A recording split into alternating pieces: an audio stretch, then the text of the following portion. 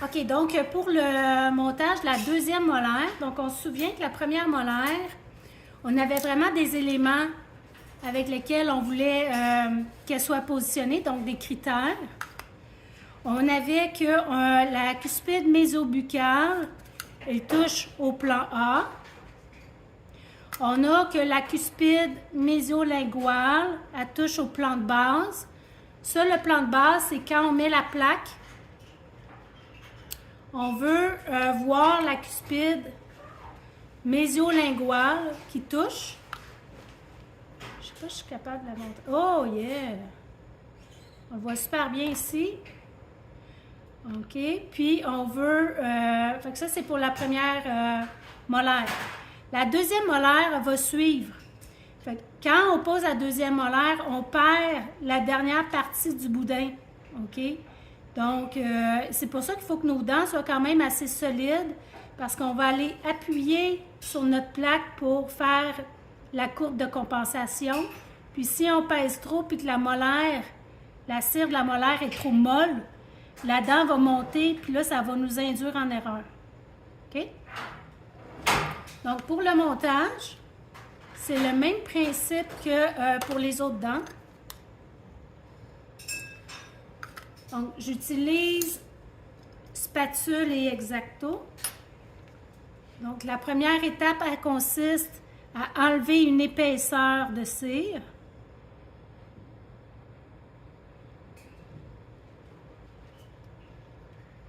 OK, donc, pour vous montrer à peu près quelle épaisseur j'enlève.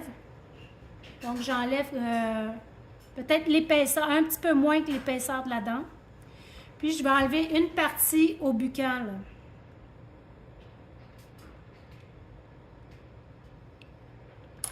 Ensuite, je viens ramollir la cire avec la spatule numéro 7.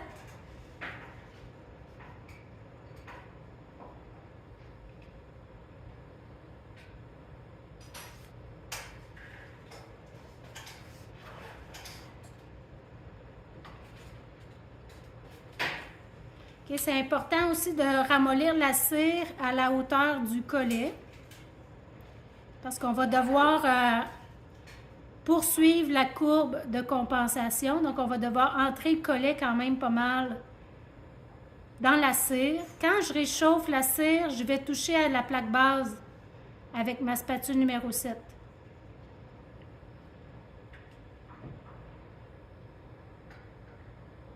OK. Là, la cire est bien... je vous invite à regarder la vidéo au lieu de travailler, OK? En fait, c'est la vidéo live. OK, ensuite, on vient poser la deuxième molaire. Donc, la deuxième molaire, elle va être positionnée de manière à ce que les 4 cuspides buccales soient sur un même plan, donc sur le plan B. Puis, on va aller aussi vérifier sa position avec le plan oblique. Donc, le plan oblique,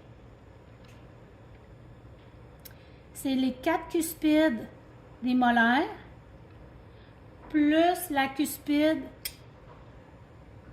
buccale, la deuxième prémolaire.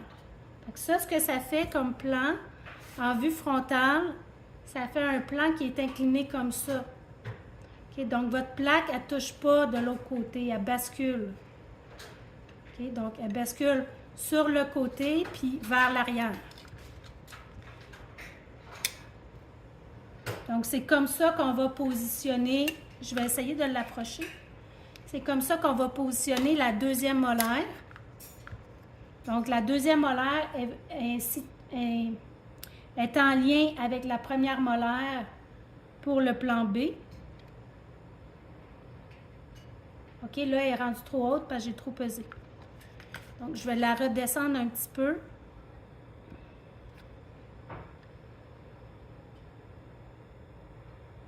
Puis là, je suis correct.